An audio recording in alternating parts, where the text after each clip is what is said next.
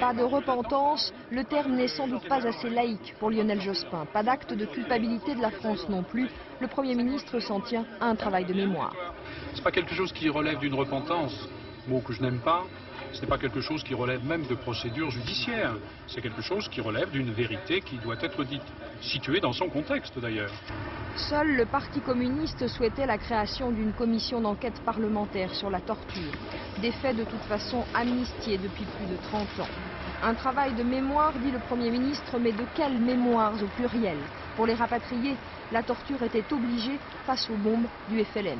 Du temps de la guerre d'Algérie, il y a eu justement la torture qui a été exercée contre des rapatriés pieds noirs, harkis, appelés du contingent, contre les détenus de l'OAS, et ceci après les accords d'Évian et le cessez-le-feu. Alors je crois que de ce côté-là, nous n'avons de leçons à recevoir de personne. Cet après-midi, des historiens de la guerre d'Algérie débattaient à la radio. Face à face, une ancienne militante communiste et un ancien de l'Algérie française, deux versions de l'histoire justement. Des professeurs, des chercheurs qui avouent n'avoir plus rien à révéler. La torture de masse de l'armée française n'est plus contestée historiquement. Les crimes du FLN sont connus. L'essentiel, disent-ils, est écrit. Ce travail de mémoire, les Algériens doivent l'accomplir. Nous sommes ici en France.